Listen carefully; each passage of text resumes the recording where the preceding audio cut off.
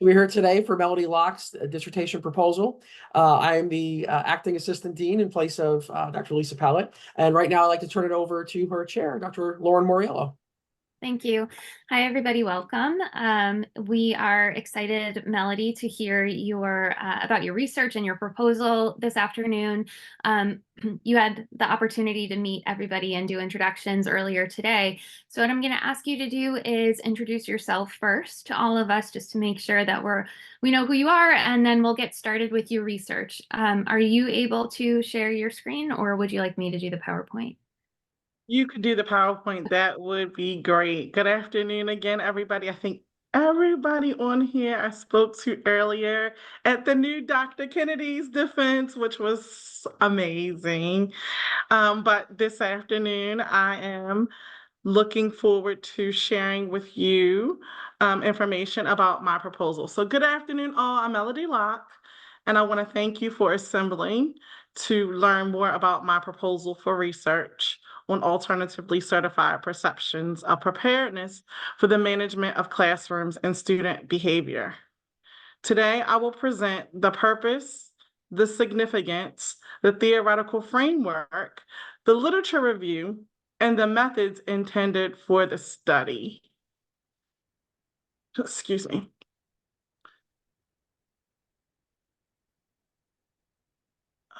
Okay, just trying to situate my screen. The purpose of the proposed study is to examine alternatively certified novice teachers' perceptions of preparedness, especially as it pertains to classroom management. This research specifically uses the lens of classroom management because classroom management is a critical domain of teaching that is widely known to be difficult for many teachers regardless of experience. Understanding alternatively certified teachers' perceptions of preparedness is an extremely important topic, as 1/3 of teacher vacancies are being filled by this population. There's high variability in how alternatively certified teachers are prepared. An example of this variability can be observed when we take a look at the teacher preparation coursework that these novices take. Some have years worth of teacher preparation coursework, just like their counterparts who were traditionally prepared to enter the profession. Conversely, some may have had no teacher-related coursework at all. Inadequate teacher preparation may lead to feelings of unpreparedness, which could be the catalyst to stress, burnout, and potentially abandonment of the job.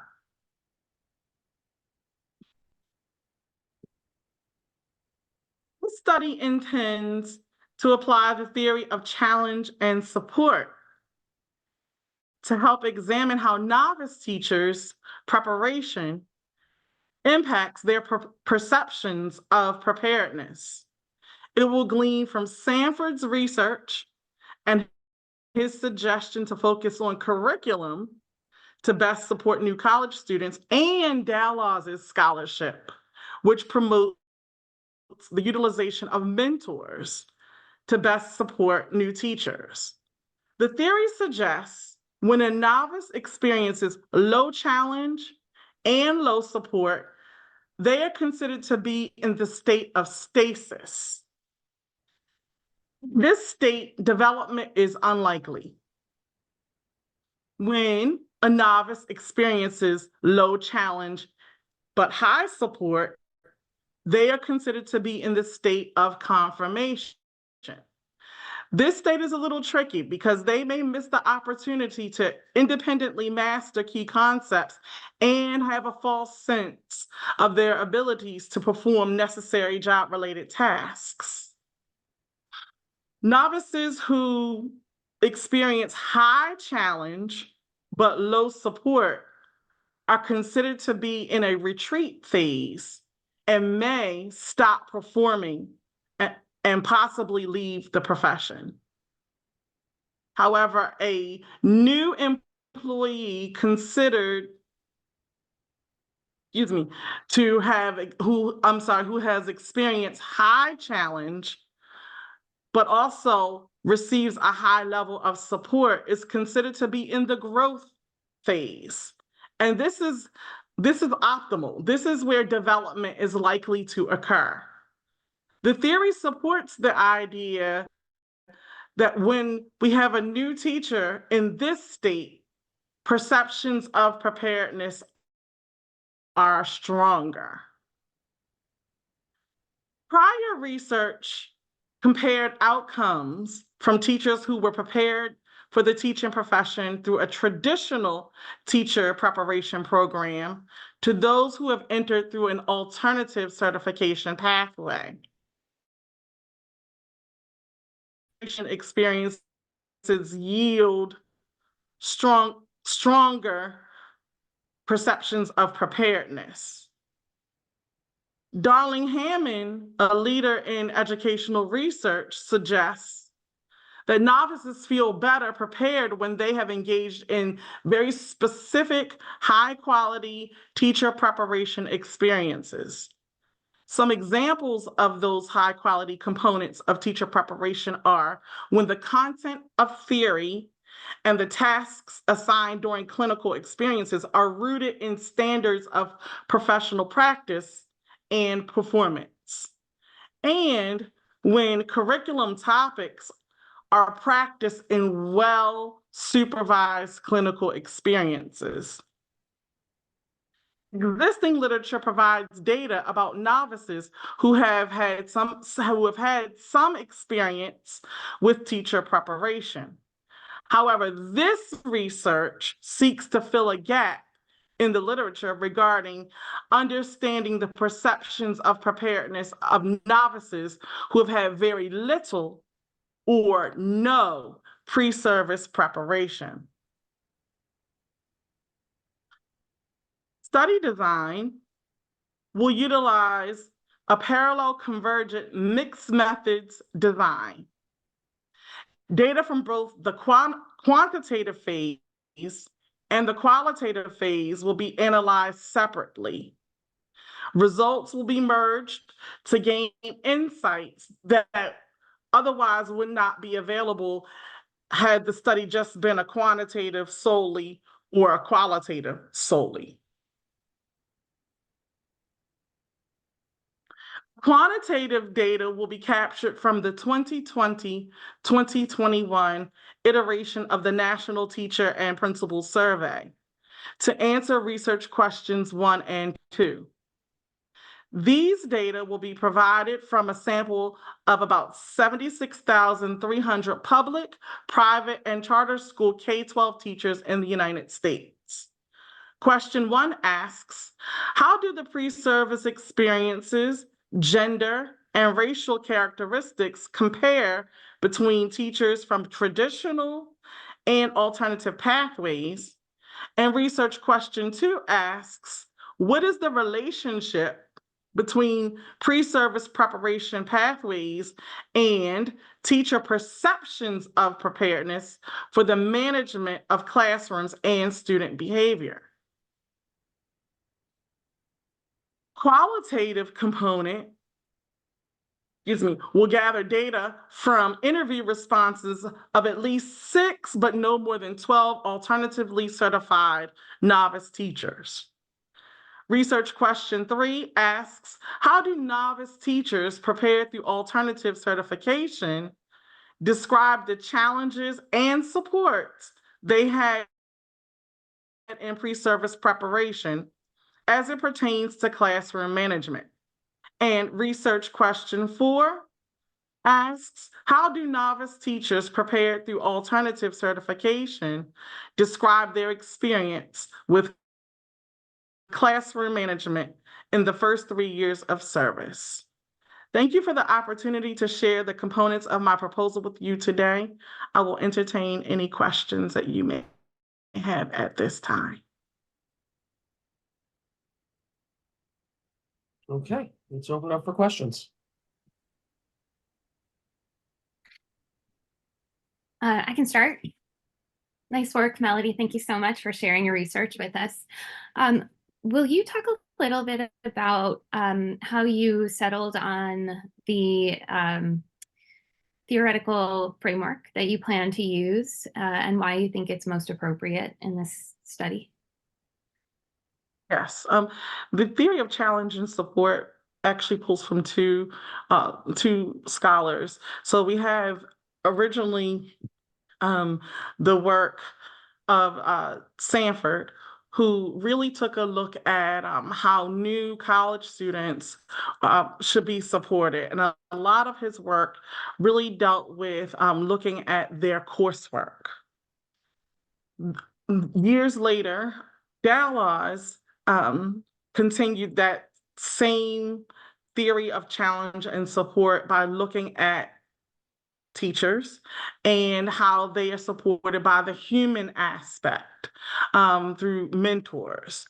And when we take a look at the work that Darling Hammond mentions around those pre-service components, we know that they're two of the hallmarks of pre-service that are strong and research-based are the professional teacher coursework, as well as all of the human supports that are there. So for an example, you would have the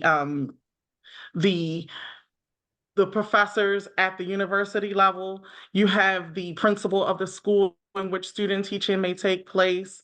You have veteran teachers who are there at times where the clinical experiences are taking place to support the novice. And you have all the other educational leaders who connect that to provide that support. So the balance between the coursework and all the experiences that go along with that coursework kind of mirror the work that both Sanford and Dallas lift in their studies with in this theory, this human development theory of challenge and support. Okay. Thank you. So it sounds like the theoretical framework you're using really targets that connection between preparation and whatever that might look like and the perception that you either hear about in the qualitative study or understand as a result of the quantitative survey data. Great. Thank you so much. Thank you. I'll pass it on to someone else for. So Melanie, good to see you. I'm so Dr. Snyder. excited to see you get to this place because it's been a while. Yes. So when you're talking about your qualitative interviews, are you gonna, and I just pulled up your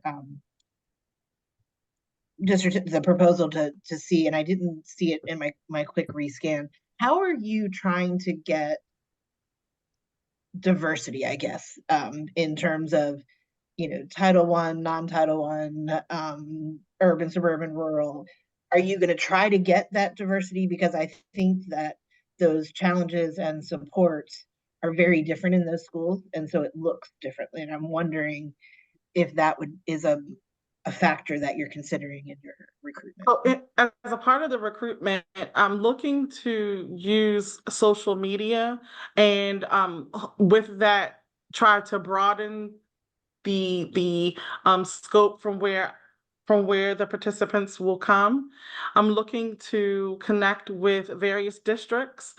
And as you mentioned, not necessarily just in an urban district or here on the East Coast, but I'm hoping that my stretch will go far and wide. And one of the things that I've seen with one of my students recently is she almost put in place like a quota sampling within her ask. So when she starts looking at the people that are saying, yes, I'm willing to be interviewed, she tried to make sure she had at least 2 from this and 2 from this and 2 from this. I didn't know if you wanted to consider something like that, just because if you, based on your theoretical framework, I would guess you really want some diversity in that challenge support arena on both, both sides of the I spectrum. do, and I do know that I'm going to get the diversity on the quantitative side because the sample is so large. But that is definitely something that I want to do. So I appreciate that feedback. Yeah, that's a really great point. And I That wonder is. if, so I've got to refresh my memory on the characteristics you're looking at to, really hone in on like what do our alternatively certified teachers look like nationally? But so perhaps it would be wise to use those findings to think about how to purposefully sample or purposely recruit, really.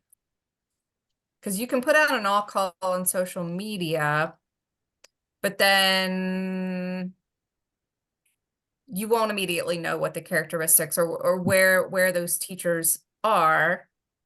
So it's sort of making me think you need some kind of That's what I was screener thinking. questions to ask Have an them. intermediate stage where it's just a couple basic demographic Yeah.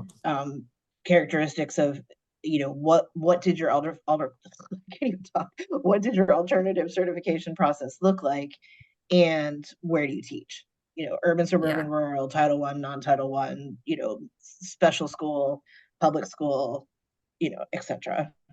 That definitely makes sense, and I appreciate that. So, And Melanie, that will. I'm sorry. Go ahead, Doctor. go ahead, finish your thought. Go ahead, and I'll ask. Go ahead. This is what will flesh out in the IRB piece. Yeah. Yeah. And I think if you, intimate that you're trying to look for that diversity and having that almost two-stage process. So you try to recruit, you get what you get, but then have that screener question. Let's hope with your, large social media call, you'll get a decent response rate that you then have the ability to do that screener that then might get you some diversity. Yeah. So, Good Melanie, catch. I live this, right, as the department chair here at Notre Dame. I've presided over the initial certification department where we've transitioned from working with traditionally trained teachers, as you mentioned, to what I guess you would call, alternatively trained or just not traditionally trained. And it's been, within the last 3 years or so. And the change to me has been just mind-boggling, right? Because I was trained in a very traditional sense, and now that is by far the minority of our candidates. Most of them are trained this way. So my question to you is, I know, and I've seen this just on the ground here, and I read through your proposal, and I know you had some stuff on it in there. My guess is you'll probably ask some questions about this too. But just wanted to hear your thoughts on mentoring. And so but before I even say that's a huge piece of this, right? So like, what do we mean? District level mentoring, informal mentoring, formal mentoring. So I just wanted to hear your thought, because we know that can make or break a teacher. And there's a lot of research to show that teacher has a good mentor, that it can significantly help them, with retention and things like that. So just your thoughts on the mentoring process. I will tell you that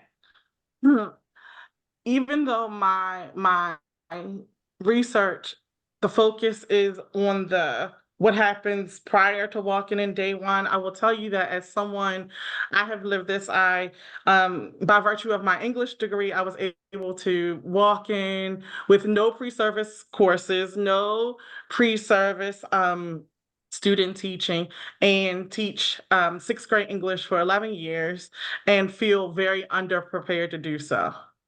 And as a principal now of 12 years, I am even right now in the moment experiencing where I just lost two Teach for America students, one on day 5 and one in week 3 of this current year.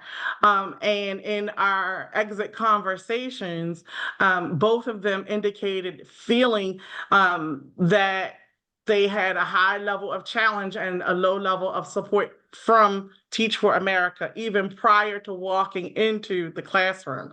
I say all of that to say, I do know that had I not had a mother and several aunts who were mentors to me, I know that I could not have made it. I did also have a strong mentor at Mount Royal, who stuck by my side, but I literally started with nothing. And I know that had the teachers who quit so early this year had the opportunity to continue on, and they were willing to be coached by my mentors who are in the school and on the district level, I know that they would have felt they would have felt better supported. So maybe that then begs the question is, in your screening question for Yeah. your qualitative interviews, have something about what their induction year is looking like. Because I know one of your research question was, challenges and supports in the first 3 years. So, you could be having teachers that are in year 3. So what did their induction year look like? Yeah, I just think it's such It a, might and just I've be an seen idea. this, yeah, I agree with that. I think it would be a good thing to ask and to explore, because we know that that's, as you just stated, and I know for myself as I was a K-12 teacher for 12 years, but even at the university level, I mean, it just makes a huge, huge difference. So definitely exploring that, because that could, and a lot of times it could be the informal mentoring as well. It's not just, Right. a lot of times the formal mentors, they're assigning you whatever, but it's the informal mentors that you go to that can really make or break it. So that's just something else to, I think, to even explore the formal and the informal mentoring too. That's Yeah. definitely true. When I did the pilot for this, I spoke to a young lady who, very similar to myself, had her boyfriend's family were like at least 3 or 4 of them were teachers, and she said, I had no idea. She said she was getting ready to get a master's in education before she started teaching, and they're like, no, you don't have to do that. We can continue to coach you while you take the classes and teach at the same time. And that's what I did, and we'll continue to help you learn how to set up a classroom, lesson plan, Yeah. organize your classroom, so all the things. And so it came through a very informal mentorship. Yeah. So yeah, definitely, I would I definitely mean, that's not explore even a that. screening question. That's something to explore Yeah. within the interviews. Because when you look at supports, I mean, I know this has taken us down a direction that's, not necessarily dissertation related, but gosh, when you look at supports, there's such a wide range.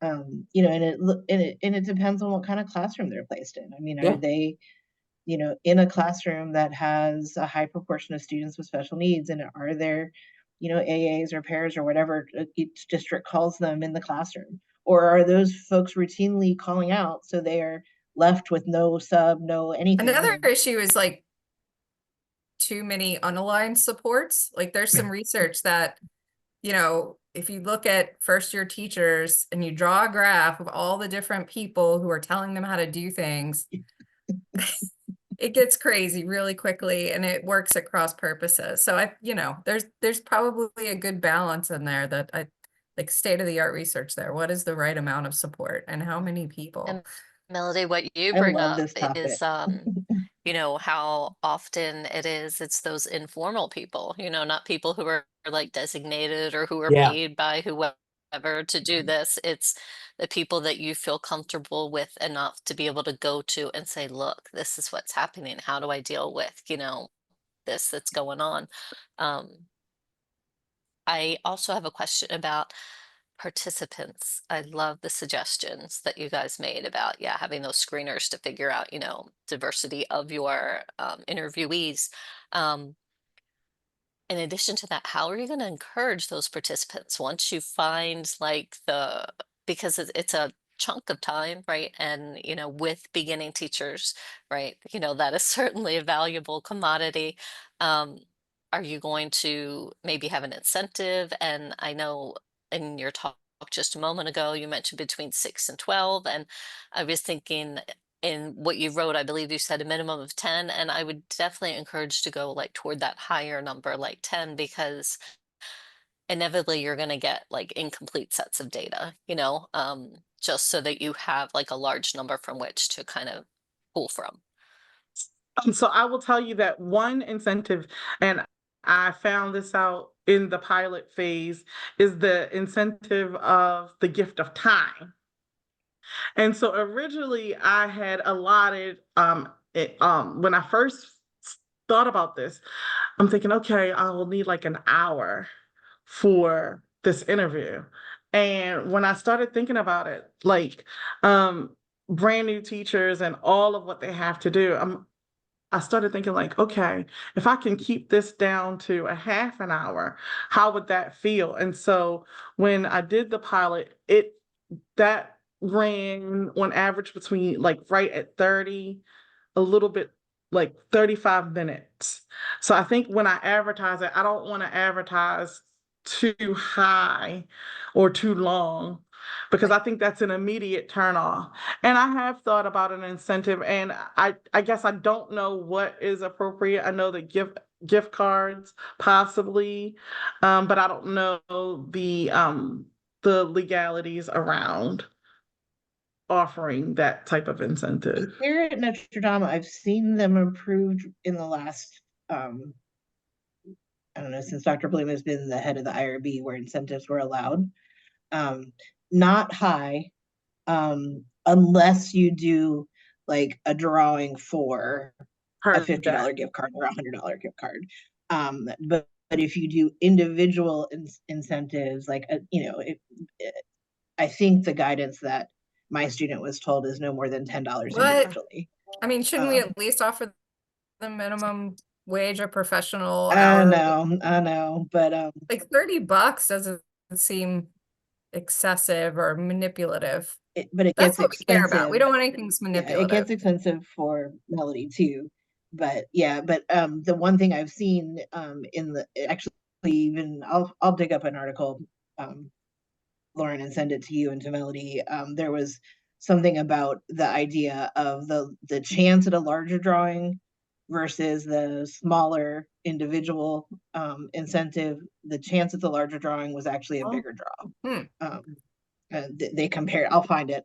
I'll have to look for it, but I'll find it. It was the chance of the bigger drawing actually recruited more participants when they compared them. Like, I wonder if you could get by with a $200 gift card for the winner among all people interviewed.